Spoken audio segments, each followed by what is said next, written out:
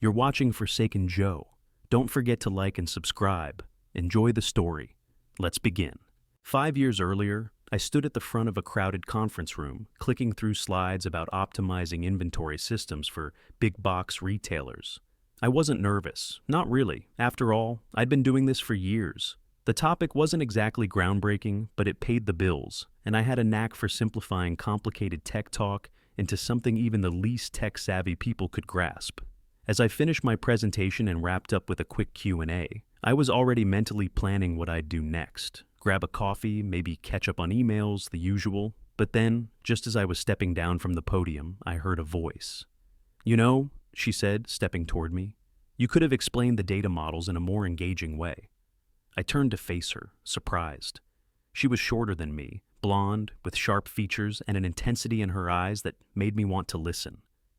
"You think so?" I asked, trying to mask my surprise with a smile. "Definitely," she replied, her tone blunt but not unkind. "You had all the right information, but the way you delivered it was dry. You could have drawn more connections to how it impacts the real world. Get people to feel the data, not just see it." She paused for a moment, then added, "I'm Rachel, by the way." "Ethan," I said, shaking her hand. I wasn't used to getting unsolicited feedback like that, but it wasn't bad. In fact, she kind of had a point. "You work in tech?" I asked. "Branding," she replied, then explained, "I specialize in retail branding, helping companies get their image right so they can sell better. I just think your approach missed the mark on connecting the technical to the human side of business." I liked her honesty. It was refreshing. Most people wouldn't have dared to offer criticism in such a direct way, but she didn't seem interested in being rude, just in being real. I found myself intrigued. "How do you know so much about data models?" I asked, genuinely curious. Rachel shrugged, her eyes glinting with something like amusement. "I don't, but I know what works with people, and the technical stuff only works when you make it resonate with the human element." I nodded slowly. "Fair point. You want to grab a drink? I think I could learn a thing or two from you." Her smile shifted, softer now, more genuine. "Sure, I'm all for learning," she said. "But if you're buying the drinks, you'll owe me at least a couple of hours to talk through your delivery strategy." That night, we ended up at a nearby bar, talking through my presentation, her insights, and a whole lot of other things I never expected to be discussing with someone I just met. Over beers, we talked shop for a while, then switched to other topics, life, family, what we were both doing next. She had a lot of energy and a sharp wit, which I liked. There was something about her that made the conversation feel effortless. I still remember the way her eyes sparkled when she laughed at one of my jokes, and how I couldn't remember the last time I felt so easy with someone. It was like we were already on the same wavelength, even though we came from different worlds. "I like you, Ethan," she said that night, halfway through our second round. "I think we could make a great team." At the time, I thought she was talking about business, or maybe about collaborating on something down the road. But by the time I dropped her off at her apartment that night, it was clear she meant more than that. There was something between us, something undeniable, and I knew that I'd just met someone who could shake up my entire world. A year later, we were married. Despite the warnings from my friends who thought it was too soon, it felt right. Rachel and I complemented each other in ways I hadn't thought possible. She had the vision and the charisma, while I had the technical skills to turn it into reality. We co-founded StockSmart, a consulting firm aimed at helping retail supply chains streamline their operations with cutting-edge software. We started in a small, shared office in our duplex. The first client was a local sporting goods store, and we got them on board through one of Rachel's classic sales pitches. She was a natural. I handled the tech side, designing software solutions, implementing systems. But it was Rachel who made the clients feel like they were part of something big, something transformative. In 3 years, StockSmart exploded. We went from a tiny office to a prime downtown location, hiring a team of 60 and taking on high-profile clients. We bought a house in a wealthy suburb, the kind of place I never thought I'd live in, and Rachel and I felt like we were on top of the world. But looking back, there were things I missed, things I didn't see. Rachel became more focused on work, taking on more clients, working longer hours. I thought it was just a phase, part of the growth. We were building something together. We were partners, right? But somewhere in the middle of it all, something shifted, something I didn't notice until much later. The first signs of Rachel's shift were subtle. At first, I told myself it was just a phase, more work, more clients, the usual stress of growing a business. But the longer it went on, the clearer it became. Rachel wasn't the same person she'd been when we started StockSmart together. I'd known her for years, seen her through good times and bad. But somewhere along the way, the woman I married was becoming a stranger. She started working later. Sometimes it was a client dinner or a brand strategy meeting that went long. Weekend getaways were always postponed, her calendar filling up with back-to-back meetings. At first, I didn't question it. We were building something, right? We were on the same team. But then the conversations at home started getting shorter, more distracted. Even when we were together, it felt like I wasn't really there with her. There was always something else pulling her away, something more important. I tried to stay patient. I tried to tell myself it was temporary. She'd snap back, she always did. But the distance between us grew, and it wasn't just physical anymore. It was emotional. The connection we'd built was slipping away piece by piece, and I was too blind to see it until it was too late. That was when I first noticed Greg Turner. He wasn't part of the company when Rachel and I started. He showed up later, after we landed Harborline Distribution as a client. He was the new COO, and he made an impression on Rachel, one I didn't miss. I saw the way her smile brightened when she spoke about him, the way her eyes lingered when she mentioned his name. At first, I dismissed it. It was probably nothing, just a business relationship. But deep down, something felt off. I tried to brush it aside. Greg was just another part of the business. Rachel always insisted it was nothing, that they were just finalizing a big deal.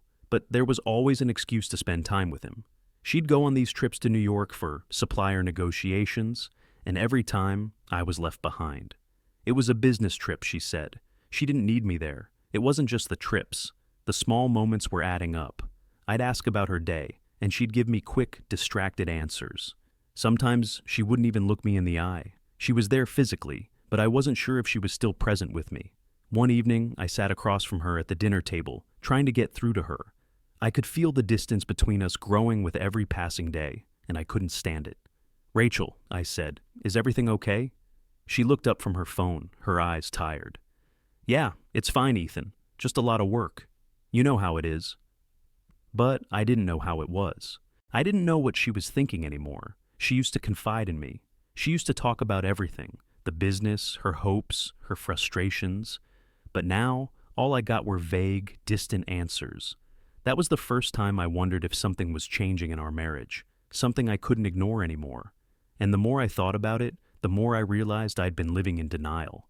I didn't want to face it, but the truth was staring me in the face. Rachel wasn't just busy. She was pulling away, and I didn't know how to stop it. One evening, she came home late, her hair disheveled and her blouse askew. The moment she walked in, I noticed it. The same spicy cologne lingering in the air. It wasn't hers. I hadn't imagined it. I didn't say anything at first. I just stood there, trying to process it. She looked at me, barely acknowledging my presence, and muttered, "I'm tired. I'll be in the shower." She stepped back, the coldness in her voice cutting through the room. "Don't touch me, Ethan." It was like someone had slammed a door between us. I stood there, frozen, unsure of what to do. I didn't argue. I didn't fight it. I just let her walk away. That night, I couldn't sleep. My mind raced, thinking about everything that had led up to this moment. The business, the long hours, the distance between us. Rachel wasn't the same person she'd been when we first started StockSmart, and now, I wasn't sure if we could ever get back to what we were. I realized something that night as I lay in bed staring at the ceiling. Our marriage wasn't just struggling because of work. It was struggling because of us. We weren't in sync anymore, and I didn't know how to fix it. Maybe I wasn't meant to fix it. Maybe this was the beginning of the end. The next morning, I did what I always did. I got up, made coffee, and acted like everything was normal. I smiled, kissed her goodbye, and wished her a good day. But inside, I felt hollow. Something in me had shifted. Something I couldn't ignore anymore. And as I went to work, I realized that this time, I wasn't just worried about saving our marriage. I was worried about saving myself and the business I'd built. Rachel was becoming a stranger to me, and I was becoming someone I didn't recognize.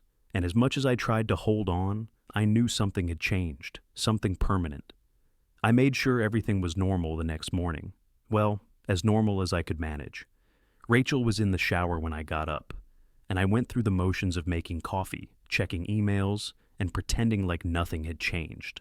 But I could feel the weight of the night before, like it was pressing down on my chest. When she came downstairs, her hair still wet from the shower, I did my best to keep things light. "Morning," I said, giving her a smile that didn't quite reach my eyes. "Morning," she replied, her voice flat. She didn't look at me directly, just reached for the coffee, poured herself a cup, and sat down at the kitchen table. I could feel the distance, thick and palpable, hanging between us. It was like we were in different worlds, me trying to hold on to something that was slipping away, and her already gone. "I cooked last night," I said, trying to fill the silence. "You didn't eat much, but the steak was good. I thought we could—" "I'm tired, Ethan," she cut me off before I could finish. "Just tired." I nodded, pretending it didn't sting. We both knew she wasn't talking about exhaustion. She had already checked out, emotionally, and she hadn't even bothered to hide it. The way she stepped back from me the night before when I tried to get close. The coldness. I hadn't imagined it, but it hurt anyway. I wanted to say something, anything to fix it, to take back what had happened the night before, but instead I just kept quiet. What was the point? She finished her coffee in silence, standing up and grabbing her bag. "I've got a meeting this morning, and I'm late," she said, not looking at me.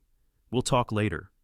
I watched her walk out, the sound of the door closing behind her like a final punctuation mark. I stood there for a moment, the weight of everything crashing down. She wasn't coming back. Not the way she was, and I wasn't sure I was even willing to fight for it anymore. That afternoon, I sat down with Rachel's work calendar. It wasn't something I normally did, but I had started noticing patterns. Her supposed client dinners always seemed to stretch longer than they should, and her brand strategy meetings often bled into the next day. The meeting times didn't match up with the times she came home, and when she did, she was always distant, rushed, tired, never wanting to talk. I started making a list in my head of all the trips she'd taken. New York, a couple of weekends away for supplier negotiations. All without me. All without even a second thought. I opened her calendar and scrolled through it, noting how many of these meetings ended well before she came home. It didn't make sense, but the real eye-opener came when I checked her phone. I didn't feel good about it, but the curiosity gnawed at me. I couldn't stop myself from scanning through the call log. There they were, dozens of late-night calls with Greg Turner, sometimes lasting an hour, sometimes more. It was like I couldn't breathe, like the air was thick and hard to swallow.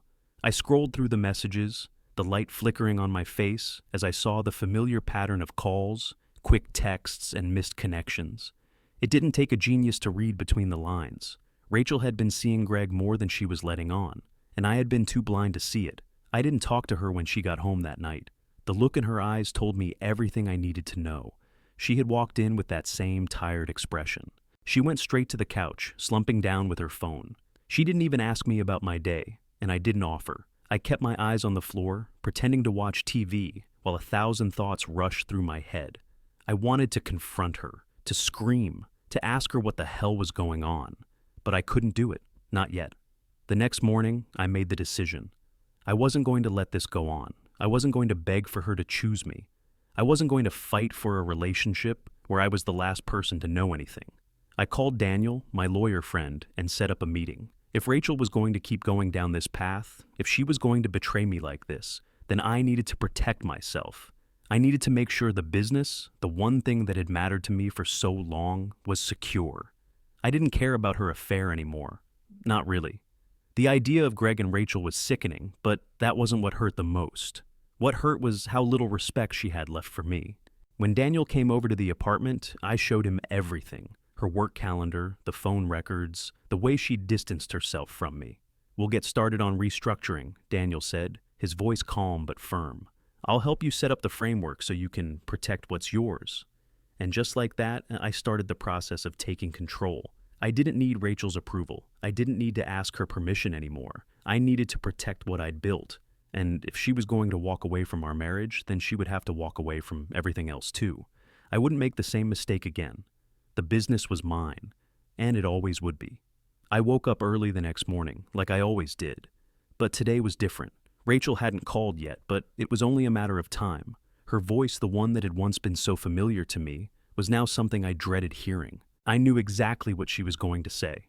Another apology wrapped in guilt, another attempt to drag me back into the chaos we'd both created. I glanced at my phone, hesitated for a moment, and then blocked her number. I'd been avoiding her calls for weeks, but this time, I made a decision. I was done. I couldn't afford to let her back in. Not now, not after everything that had happened. I didn't even feel angry anymore, just tired. Tired of the lies, tired of pretending everything was okay when it wasn't. I needed to protect what I had left, myself, the business, and whatever sanity I had left. Later that morning, I met with Daniel Pierce, my lawyer. He'd been a good friend for years, but lately he'd become a crucial part of my plan. As soon as I got to his office, he could see the change in my face. "You look like you've made up your mind," he said, his voice calm but knowing. "I have," I replied, sitting down across from him. "It's time to do this right." We went over everything. Rachel's involvement in the company, the way she'd tried to take more control, and how she had ignored me and us for months. The final blow, though, wasn't her affair or her business decisions. It was how she had taken everything I'd worked for and tossed it aside like it didn't matter. "I want to make sure she can't touch StockSmart anymore," I said. "I've been thinking about it a lot. I've worked too hard to let her take it." Daniel nodded, already starting to make notes. "You're sure about this? You know what it'll mean for the future of the company, for your marriage, for everything." "I don't have a choice anymore," I said, a cold realization settling in my chest. "If I don't do this, she'll just keep taking and taking until there's nothing left." Over the next few days, we went through the motions of separating the business. Daniel handled the legal stuff, making sure Rachel would have no claim to StockSmart's intellectual property. We created CoreLogic Holdings, transferring everything I'd built under that name. I split the company into two: consulting, which would remain Rachel's half, and development, which was mine, and I made sure the revenue would flow through my side. I wasn't going to let her ruin everything. The hardest part, though, was watching her continue as if nothing had changed. I played along, continuing the polite public facade. Flowers, weekend trips, light conversations that didn't matter. Rachel still saw Greg on business trips, and I pretended I didn't know. The Harbor Line contract was signed, and I let her celebrate it, pretending it was all okay. But deep down, I knew this was it. The end. We were both playing roles, acting like nothing had changed, but I could feel it in the air. There was no going back. One evening, as we sat at dinner to celebrate the completion of the Harbor Line deal, I noticed Rachel and Greg disappear after dessert. They didn't even try to hide it. When they came back, Rachel looked more flushed than before. I didn't react. I didn't need to. On the drive home, she finally broke the silence. "I'm not happy, Ethan," she said quietly, her gaze focused on the road. "I've been thinking about this for a while. I want to try with Greg. I think he's what I need right now." I didn't say anything at first. I could feel the weight of her words settling in. She'd made her choice. She was done. And so was I. "I think that's for the best," I said, my voice even. "We'll figure out the company later." We didn't speak again until we got home. When I walked in, I didn't feel relief, but a strange sense of finality. This was it. The marriage I thought would last forever was over. And I wasn't going to try to fix it anymore. I had to protect what was mine. The next day I moved forward. I didn't even hesitate. Rachel's calls kept coming in, but I ignored them. I didn't need to hear the apology she was about to offer. I'd made my choice. It wasn't about her anymore. It was about me. And if I was going to survive this, I needed to focus on myself and the company I built. I kept my eyes on the future and started planning the next steps for StockSmart. For the first time in a long time, I felt like I was in control again. And I wasn't about to let anyone, Rachel, Greg, or anyone else, take that away from me. It had been weeks since Rachel's confession at the restaurant, but I'd heard nothing from her. The phone calls, the messages, the endless apologies. All of it had stopped, and I figured she was either giving me space or she had truly moved on. I couldn't decide which was worse. It was a Thursday morning when I got a call from a mutual contact. I recognized the voice immediately, Paul, a former associate of Rachel's. He didn't usually reach out unless there was news. "Hey, Ethan, just thought you should know. I saw Rachel and Greg at the Harbor Line offices yesterday. They were having a pretty public argument. Real nasty stuff. Greg said something like, 'I didn't sign up for this,' and called her damaged goods." I let the words sink in. Damaged goods. It wasn't just the betrayal anymore. It was how Greg had discarded her after everything. I'm sure you can imagine how that went down, Paul continued. You're probably better off not being involved in that mess. I felt a strange sense of satisfaction mixed with pity. Greg had gotten what he deserved, but Rachel was still in the middle of it, still fighting, still trying to fix everything with a man who saw her as disposable. The next day, Rachel called. Her voice was tired but steady. Ethan, I've been thinking a lot about everything, and I've made my decision. I'm accepting the buyout. I want to meet, though. One last time. I didn't hesitate. Okay, I'll meet you. The Italian restaurant where we'd first celebrated our engagement still had that same charming ambiance, the low lighting, the soft hum of conversation. But tonight, it felt colder than I remembered. The table between us seemed too wide, the space too empty. Rachel was already seated when I walked in. She looked different. Tired, yes, but there was something else, something guarded in her eyes. She had always been open with me, her emotions laid bare, but now there was a wall. I didn't expect you to reach out again, I said, sitting across from her. But here we are. I know I've hurt you, Ethan, she started, her voice quiet, almost apologetic. I didn't think it would turn out this way. I thought I could keep everything balanced, that I could have the career I wanted and keep our relationship intact. But I was wrong. I didn't respond immediately. She needed to get it all out, I knew that. But I wasn't going to rush this conversation. Rachel shifted uncomfortably in her chair. I should have talked to you. Instead, I let everything build up, and then Greg came along and everything changed. I didn't even stop to think about how it would hurt you. I should have. I nodded slowly. You should have. She looked down at her hands. I realize that now. I wasn't honest with you. Not about the affair, not about anything. I've lost a lot, but I think I lost the most when I lost your trust. The words hung in the air, heavy, but they didn't hit me the way I thought they would. I didn't feel relief or anger, just a deep, hollow exhaustion. Everything she said was true, but nothing she could say would change what had happened. She had made her choices, and I had made mine. So, I said after a long pause, what happens now? She met my eyes, her gaze finally steady.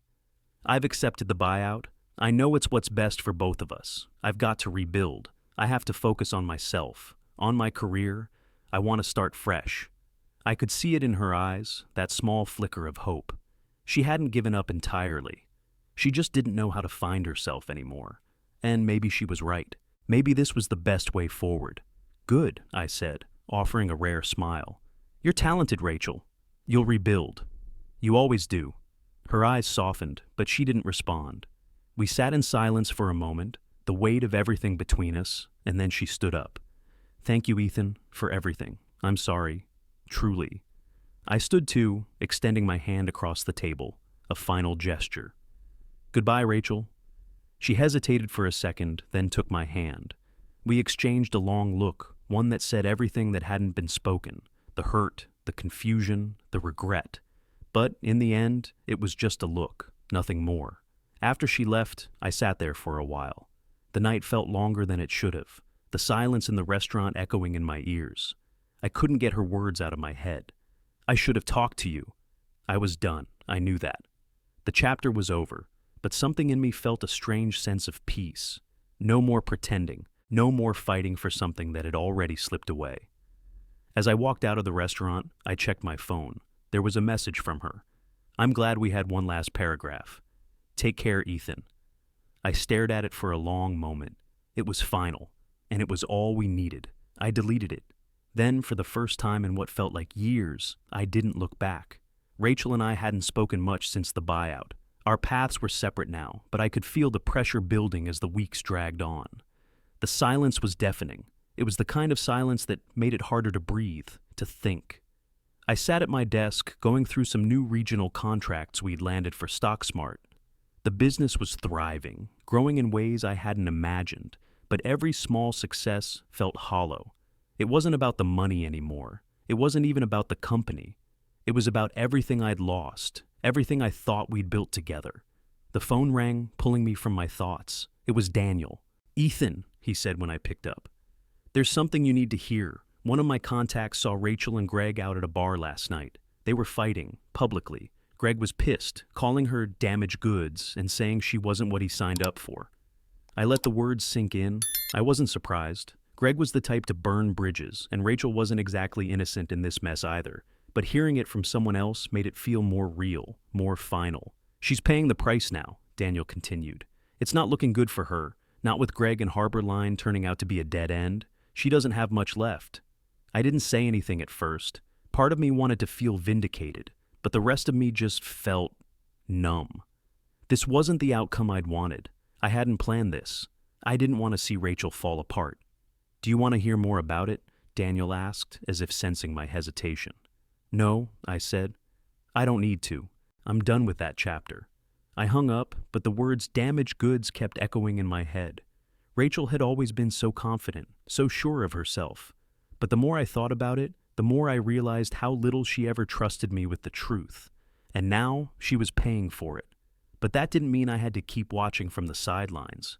The next day, just as I was finishing up some reports, my phone buzzed with a message from Rachel. She wanted to meet. It took me a second to decide. Part of me wanted to ignore her, to continue down this path of detachment. But another part of me needed closure, needed to see her one last time, to hear it from her, whatever it was. We met at the same Italian restaurant where we'd shared so many meals before. It felt strange, being back there without the weight of everything that had once been ours. I walked in and spotted her right away.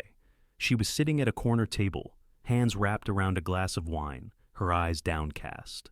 "Ethan," she said quietly when I approached, her voice sounding tired, thinner than it used to be. "Rachel." I nodded, sitting across from her. There was a strained silence between us before she spoke again. "I accepted the buyout," she started, not meeting my eyes. "I know I've made mistakes. I should have told you about Greg, about how I was feeling. I was just scared, I guess. And I kept thinking if I could control everything, I could fix it." "You can't fix everything, Rachel," I said, keeping my tone even. "Some things are beyond fixing." Her eyes flickered with something like regret, but she didn't argue. Instead, she sighed. "I know. I've lost more than I realized. Greg, he left. Once he found out about the buyout, he walked away. I thought maybe he'd help me rebuild, but I guess he was never really there for me. Not like I thought." She looked up, meeting my gaze for the first time that evening. "I didn't talk to you because I was afraid of what you'd say. But now, I see how stupid that was. You were always the one who had my back, and I pushed you away." I didn't know how to respond to that. I didn't want to hear her apology. I didn't want to get sucked back into the past. But I also couldn't ignore the way she was hurting. "I don't know if we'll ever be able to fix what happened between us," I said, my voice steady. "I'm not asking you to fix it. I'm asking you to let it go." She nodded, the weight of my words settling in. "I understand, and I'm sorry. I really am." We sat in silence for a moment, neither of us sure of how to continue. Finally, I stood up. "Good luck, Rachel. I hope you find what you're looking for." She stood too, her hand reaching out to shake mine, and for a brief second, I saw a flash of the woman I once knew, the woman I thought I'd grow old with. But that woman was gone, and maybe, deep down, I knew she had been gone for a long time. "I'll rebuild," she said softly. "I know I will. I'll figure it out." I didn't say anything more. I just turned and walked away, leaving her there, with the remnants of what we'd once shared, and with the realization that some things can never be undone. A few days later, I received a letter from Rachel, just a small, folded piece of paper. I opened it and read her brief note. "You deserve this. Sorry for everything. I didn't need to respond. I didn't need to keep it. I filed it away in a drawer, not for later, but because it was the final piece of closure I would ever get. And with that, I knew for certain. Some chapters were better left closed. The following months blurred together. I threw myself into the business, pushing the expansion of StockSmart into new regions. We were signing new contracts left and right. The company was growing faster than I'd ever imagined. I was building something that was all mine, and it felt like the only thing worth focusing on anymore. Rachel moved to Chicago to start her own branding consultancy. I didn't hear much from her after that, except the occasional email or text checking in on the business. Part of me expected her to reach out more, at least try to reconcile, but it never happened. She was focused on herself now, and I was focused on keeping StockSmart on track. It wasn't until a year later that I heard from her again. A small envelope arrived in the mail, addressed to me in Rachel's neat handwriting. Inside was a single newspaper clipping. Nothing fancy, just a small article about a local charity event she'd been involved with. At the bottom, there was a handwritten note. "You deserve this. Sorry for everything." I stared at it for a while, the words ringing in my head. Sorry for everything. It was the closure I'd never gotten, but it was empty. No apology would ever change what had happened. I filed the clipping away in a drawer, not because it meant anything to me, but because it felt like the last piece of the story, the last chapter of something that was never going to have a happy ending. 6 months later, I was at a conference in Seattle for work. It was a standard event, networking, meetings, the usual. I'd barely walked into the hotel bar when I saw her. Rachel. She was sitting at the far end of the bar, nursing a glass of wine, her eyes scanning the crowd. When she caught sight of me, she stood up quickly like she was unsure of what to do. I wasn't sure what to do either, but we both knew this moment was inevitable.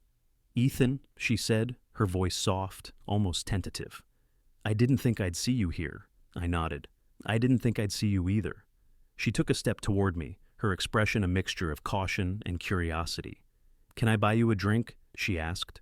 I glanced at the bartender, then back at Rachel. "Sure." We both sat down, and for a while, we didn't speak. I could feel the weight of the silence between us, thick with everything that had been left unsaid. Finally, she broke it. "I never really apologized for what happened," she said, her voice quiet. "I know I should have. I understand now how much I hurt you. I understand the gravity of everything I did." I didn't reply right away. The truth was I didn't need her apology anymore, not in the way she thought I did. I'd moved on, but there was something in her eyes, something that told me she had finally faced the consequences of her actions. "I didn't need an apology," I said after a beat. "I just needed you to see what you were doing, to see what we were losing." She nodded slowly. "I know. I was selfish. I thought I could have it all, and in the end, I lost everything that mattered." "I'm glad you see that," I said. "But some chapters are better left closed." Rachel looked down at her glass, her fingers tracing the rim. "I get it. I really do. And I'm sorry for the way I treated you, Ethan. For everything. I didn't say anything. What was there to say? The past was the past. We weren't the people we had been, and I wasn't about to reopen those old wounds." After a moment, she stood up, looking at me with something like resignation in her eyes. "I hope you're doing well, Ethan. Truly." "You too," I said, standing up to leave. "Take care." I turned and walked away without looking back. I didn't need to. There was no more weight on my chest, no more pulling me back into a past I didn't want to revisit. The next morning, I woke up to a text from Rachel. I read it, then deleted it without a second thought. She had written, "I'm glad we had one last paragraph. It didn't matter. The story was over, and I was done with it. I had closure, real closure. I had chosen growth." I didn't hear from Rachel for several months after that night in Seattle. It was easy to think that chapter had closed for good. I threw myself into work. StockSmart was expanding into new regions, landing major contracts. We were on a roll, and I was focused on growing the business even further. But then, a year after our last meeting, I received a newspaper clipping in the mail. It was an article about a charity event Rachel had helped organize, some local initiative to bring awareness to sustainable retail practices. There was a handwritten note at the bottom of the clipping. "You deserve this. Sorry for everything." I stared at it for a long time, reading the words over and over. The apology didn't feel like much of an apology. It felt hollow, like a last attempt at closure, but not the kind that would actually help either of us move forward. I slipped the clipping into a drawer, not thinking much of it. I had already moved on. I didn't need her to validate what happened, but it still lingered in the back of my mind. Her apology, the years we'd spent together, the ways she'd betrayed me, the ways I had betrayed myself. About 2 months later, I got a call. It was from Daniel, my lawyer. He sounded almost surprised when he spoke. "Ethan, I'm not sure how to say this, but you might want to hear this. I just found out that Greg's been let go from Harborline for financial misconduct. Word on the street is, his career's pretty much over." I didn't feel anything hearing that. Not anger, not relief, just indifference. Greg had never been more than a tool in this whole mess. He wasn't the one I was truly angry at. It had always been Rachel. But now, hearing that Greg had fallen from his own pedestal, I could see how everything had unraveled for him, just like it had for her. I took a deep breath. Is that so? Yeah, Daniel said. He's facing some pretty serious repercussions. Maybe he thought he could keep skating by, but it finally caught up with him. I let the silence hang for a moment. Good for him, I said, my voice flat. It was over. They were both out of the picture, Rachel starting fresh in Chicago, Greg stumbling through his failure. For the first time in a long time, I felt nothing at all. My thoughts were still on the business, on expanding StockSmart, on what I was building for myself. A year passed, and everything seemed to be settling into its new rhythm. I was doing well. StockSmart was thriving, and I had learned how to put all my energy into the company instead of chasing ghosts. I hadn't heard from Rachel, and I hadn't expected to. But then one day, out of nowhere, a small package arrived at my office. No return address, just my name scrawled on the front in Rachel's handwriting. I knew immediately it was from her. Inside, I found another newspaper clipping. This time, it was a business section, with a headline about her new branding consultancy gaining traction. And again, there was a handwritten note. You deserve this. Sorry for everything. I stared at it for a long moment before I tossed it into the trash. It felt like she was still trying to reach me, trying to make things right in her own way, but I couldn't go back. I didn't need her apology. I didn't need to reopen those wounds. I was finally, truly free from all of it. The past was in the past. 6 months later, at a conference in Chicago, I ran into her again. Rachel. She was standing near the back of the conference hall, talking to a group of people. I didn't expect to see her there, but there she was, wearing that familiar sharp smile I had once thought I couldn't live without. It felt like a lifetime ago. She spotted me across the room, and for a second I saw the hesitation in her eyes. She excused herself from the group and walked over to me, her steps slow, almost cautious. "Ethan," she said, her voice soft, almost uncertain. "It's been a while," I nodded. "It has." There was a slight pause as we just stood there, the weight of everything that had happened hanging between us. Finally, she spoke again. "I never really apologized for what I did. Not properly. I was too caught up in my own mess to see how much I hurt you. And I get it now." I looked at her, and I could see the years of struggle in her face, the years she had spent trying to figure out how to fix what she had broken. "You don't need to apologize, Rachel," I said, my voice steady. "It's done. I've moved on. And I'm better for it." She looked down for a moment, and when she looked back up at me, there was something different in her eyes. Understanding, regret maybe, but most of all, acceptance. "I get it," she said quietly. "And I'm glad. You deserved better, Ethan." I nodded, not knowing what else to say. There was nothing left to say. "Well," she said after a beat, "I guess this is it. I'm glad we had that last chapter at least." I felt no anger, no bitterness, just the knowledge that this was the final goodbye. I shook my head slightly. "Some chapters are better left closed, Rachel." She smiled faintly, a hint of sadness in her expression. "I guess you're right. Take care, Ethan." I turned to walk away, but as I did, I felt the weight lift from my chest, the weight of everything we'd been through and everything I had carried for far too long. I didn't look back. I didn't need to. The chapter was closed, and I was ready for the next part of my life. The next morning, I woke up to a final text from Rachel. It was simple, just a few words. "I'm glad we had one last paragraph." I deleted it without a second thought. There was nothing left to say, nothing left to reopen. I had closure, and I was moving on. And for the first time in a long time, I felt at peace. I woke up the next morning in the hotel room, the soft light from the curtains casting long shadows across the floor. The conference had ended, and for the first time in what felt like forever, I didn't feel the weight of anything pressing down on me. The brief conversation with Rachel last night had been polite, civil even, but there was nothing left to say. She had her final words, and I had mine, and that was it. I looked at my phone as I sipped my coffee, feeling the emptiness of it all. There was nothing to check, nothing to scroll through, just the usual. And then I saw it. A text from Rachel. "I'm glad we had one last paragraph." I stared at it for a moment, the words sinking in. It was almost poetic in a way, but I knew the reality of it. It didn't matter anymore. That chapter was over, done with. I didn't need one more paragraph. I deleted the text without a second thought. By the time I got to the airport, I felt like I was walking into my new life, one that wasn't defined by Rachel or by the wreckage we'd both left behind. It wasn't just the business I was building, it was me, something I hadn't been able to focus on for years. My mind wasn't clouded with doubt or resentment anymore. I could finally breathe. I boarded my flight, my carry-on tucked under the seat, and for the first time in ages, I felt a sense of peace I hadn't known in years. 2 months later, I got a call from Daniel. It wasn't anything urgent, just an update on some paperwork. But then, towards the end of the conversation, he dropped something that made me pause.